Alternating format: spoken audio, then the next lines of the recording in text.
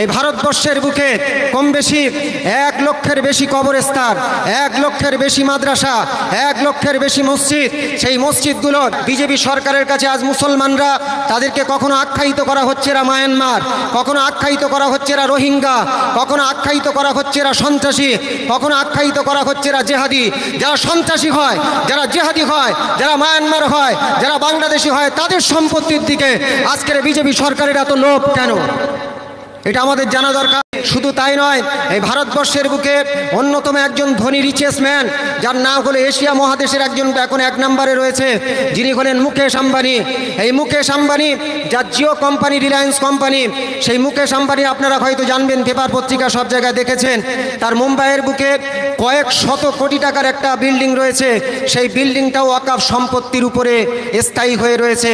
সেই আম্বানির মতন ব্যক্তিগণকে আজকে সুবিধা দেওয়ার জন্য মুসলমানরা জলে চলে যাক, মুসলমানরা তলানি চলে যাক, তাদের সম্পত্তি আজ দখল করার অধিকার তোমাকে কে দিয়েছে? এই জবাব আমাদের আজকের আপনাদের এই প্রতিবাদ সভা থেকে দিতে হবে। আমরা প্রত্যেকেই অবগত আছি যে ভারতবর্ষ সরকার তথা বিজেপি সরকার গত 2 তারিখে, এই এপ্রিল মাসের 2025 সালের গত 2 তারিখের রাত 2টোতে ওয়াকফ বিল পাশ করল, যেখানে অক্টোবর এই বিল পাশ হওয়ার পরে গত 4 এপ্রিলে আমাদের রাষ্ট্রপতি মহাশয়া তার সইয়ের মাধ্যমে সেই অ্যামেন্ডমেন্ট বিলটি আইনে বা লতে পরিণত হলো। সম্মানীয় উপস্থিতিগণ, আমি আপনাদেরকে বলছি, সেটি হলো আজকের এই যে প্রতিবাদ সভা, এটা কোনো জাতির বিরুদ্ধে নয়, কোনো হিন্দু ধর্মের বিরুদ্ধে নয়, কোনো শিখ, জৈন, বৌদ্ধদের বিরুদ্ধে নয়। এটা আমাদের জানা উচিত। যেদিন গত 2 তারিখে যে লোকসভায় যে ভোটটি হয়েছিল, সেখানে এই বিলের পক্ষে ভোট দিয়েছে 288টি এবং এই বিলের বিপক্ষে ভোট পড়েছে 232টি। অথচ আমাদের মুসলমান এমপির সংখ্যা ভারতবর্ষেতে মাত্র 40টি। তার মানে 192টি ভোট অমুসলিম, সে শিখ হতে পারে, জৈন হতে পারে, বৌদ্ধ হতে পারে, হিন্দু হতে পারে, তারাও কিন্তু এই বিলের বিরুদ্ধে ভোট দিয়েছে। সম্মানীয় উপস্থিতিগণ, এছাড়াও আমি আপনাদের কাছে বলছি আরেকটা জিনিস, এই যে ওয়াকফ ওয়াকফ করে আমরা যে চেঁচামেচি চিল্লাচিল্লি করছি, ওয়াকফ জিনিসটি আসলে কি? ওয়াকফ শব্দটি হলো আরবি শব্দ, যার মানে হলো আস-সাদাকা বা আল-হাবসু, অর্থাৎ দান করা।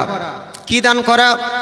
আমাদের পূর্বপুরুষরা তারা তাদের নিজের সম্পত্তিকে আল্লাহর উদ্দেশ্যে, আল্লাহর সম্পত্তিতে পরিণত করার জন্য জনসেবা বা জনকল্যাণার্থে যে সম্পত্তি তারা দান করে গেছেন তাকে বলা হয় ওয়াকফ।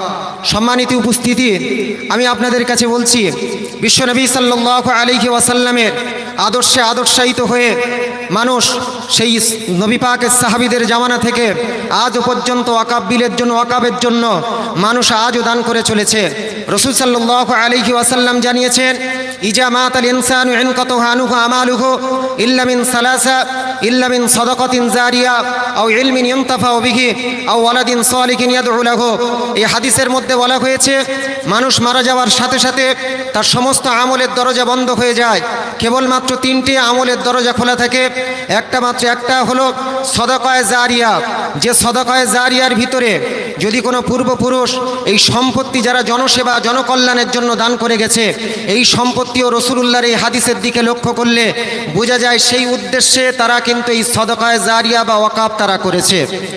শুধু তাই নয়, সম্মানিত উপস্থিতি, কোরআনের মধ্যে এসেছে, পবিত্র কোরআনের পারা নাম্বার 2 পৃষ্ঠা নাম্বার 9, সূরার নাম সূরাতুল বাকারা, আয়াত নাম্বার হলো 195।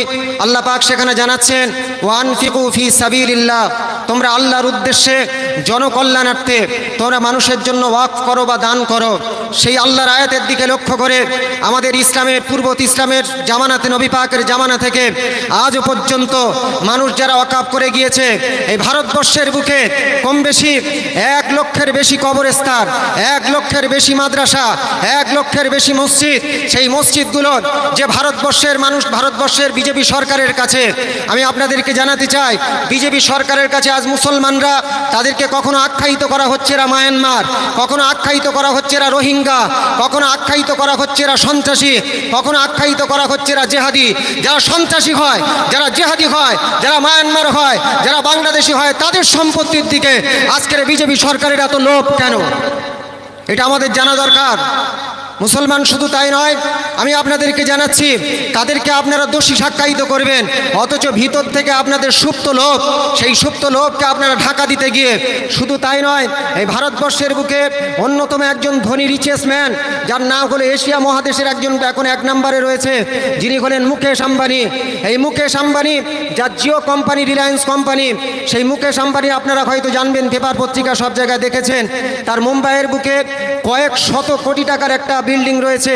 সেই বিল্ডিংটাও ওয়াকফ সম্পত্তির উপরে স্থায়ী হয়ে রয়েছে। সেই আম্বানির মতন ব্যক্তিগণকে আজকে সুবিধা দেওয়ার জন্য মুসলমানরা জলে চলে যাক, মুসলমানরা তলানি চলে যাক, তাদের সম্পত্তি আজ দখল করার অধিকার তোমাকে কে দিয়েছে? এই জবাব আমাদের আজকের আপনাদের এই প্রতিবাদ সভা থেকে দিতে হবে।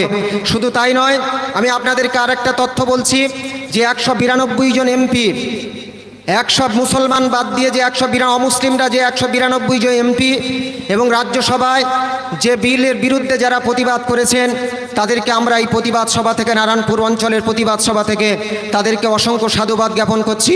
শুধু তাই নয়, আমাদের এই পশ্চিমবঙ্গ রাজ্যের মুখ্যমন্ত্রী গত কয়েকদিন আগে আমাদের রাজ্যের একজন অন্যতম মন্ত্রী সিদ্দিকুল্লাহ চৌধুরী, তিনি কলকাতার বুকে মিটিং করেছিলেন।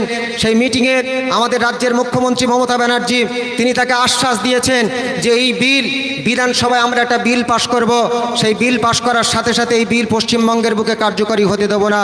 ইনশাআল্লাহ আমরা আমাদের রাজ্যের মুখ্যমন্ত্রীর কাছে এই প্রতিবাদ সভা থেকে, আজকের এই নারায়ণপুরের প্রতিবাদ সভা থেকে আমরা আশা রাখব আমাদের রাজ্যের মুখ্যমন্ত্রী তিনি এই যে ওয়াকফ বিল, যে ওয়াকফ ল যেটা এসেছে, যাতে করে পশ্চিমবঙ্গের বুকে কার্যকরী যাতে না হয়, সেদিকে আমাদের রাজ্যের মুখ্যমন্ত্রীর প্রতি আমরা আশ্বাস রাখব তিনি যেন এটা করেন। মুসলমান, আমি আপনাদের কাছে বলতে চাই, যেটি হলো আজকের এই ওয়াকফ সম্পত্তি নিয়ে মুসলমান আজকের লক্ষ্য করবেন, এই যারা আজকের আরএসএস এর দোসর, আরএসএস এর বন্ধু, যারা বিজেপির নেতা অমিত শাহ এবং মোদীকে আমরা জানাতে চাই, অমিত শাহ এবং মোদীকে জানাতে চাই যে আজকের এই মুসলমানরা অহিংস আন্দোলন করবে। অহিংস আন্দোলনের মাধ্যমে, শান্তি শৃঙ্খলা আন্দোলনের মাধ্যমে, যেমন আমাদের জাতির জনক মহাত্মা গান্ধী দেখিয়ে দিয়ে গিয়েছেন যে কিভাবে অহিংস আন্দোলন করতে হয়, সেই শান্তি শৃঙ্খলা নীতি বজায় রেখে আমরা মুসলমানরা যতক্ষণ না ওয়াকফ বিল প্রত্যাহার হবে ততক্ষণ আমরা এই আন্দোলন করব। ইনশাআল্লাহ করব। আর একবার জোরে বলুন, ইনশাআল্লাহ করব। যাই হোক, আমি আপনাদের কাছে আর একটা তথ্য বলছি, সেটি হলো যে ওয়াকফ করে তাকে বলা হয় আরবিতে ওয়াকেফ, আর যে বস্তুকে ওয়াকফ করা হয় তাকে বলা হয় মাওকুফ। আমরা এই মাওকুফ সম্পদকে আমাদের জীবনের শেষ রক্তবিন্দু থাকা অবস্থায় ইনশাআল্লাহ আমরা রক্ষা করব। তার কারণ যদি আমরা রক্ষা না করি, আমাদের সন্তানগণ যদি মারা যায়, আমাদের স্ত্রীগণ যদি মারা যায়, আমরা যদি মারা যাই, আমাদের কবরস্থানে সেখানে যদি বিবাদমান হয়, নতুন যে ওয়াকফ অ্যামেন্ডমেন্ট বিলে যে আইন আনা হয়েছে সেখানে বলা হয়েছে জায়গাটি যদি বিবাদমান হয় তাহলে সেই জায়গাটি যতক্ষণ না যে কালেক্টর নিয়োগ করা হবে, সেই কালেক্টর বা উপর থেকে কোর্ট থেকে ফায়সালা না দিলে সেখানে কিন্তু সেই পর্যন্ত সেই জায়গাটা সেখানে বন্ধ থাকবে। অতএব যদি আমার আপনার কবরস্থান যদি সেখানে যদি বিবাদমান হয়, কোনো একটা অন্য জাতির মানুষ এসে বলে যে এর তলায় মন্দির আছে, সেখানে কিন্তু সেই জায়গা আমরা নামাজ পড়তে পারবো না, সেই জায়গা আমরা কবর দিতে পারবো না। তাই আমি আপনাদের কাছে আজকের এই নারায়ণপুর অঞ্চলের প্রতিবাদ সভা থেকে আমাদের অঞ্চলের প্রধান সাহেব এবং অন্যান্য ইমাম মুয়াজ্জিন সাহেবরা রয়েছে, প্রত্যেকের তরফ থেকে আমি আজকের প্রত্যেককে সাধুবাদ জ্ঞাপন করছি। এবং আমরা ইনশাআল্লাহ আজকের এখানে আমরা একটা অন্তরস্থল থেকে প্রতিজ্ঞা করব, ইনশাআল্লাহ আমাদের জীবনের শেষ রক্তবিন্দু থাকা পর্যন্ত আমরা এই ওয়াকফ বিল যতক্ষণ না প্রত্যাহার হবে ততক্ষণ ইনশাআল্লাহ লড়াই চালিয়ে যাব ইনশাআল্লাহ। এই বলে আমি আমার ত্রুটিপূর্ণ বক্তৃতা সমাপ্ত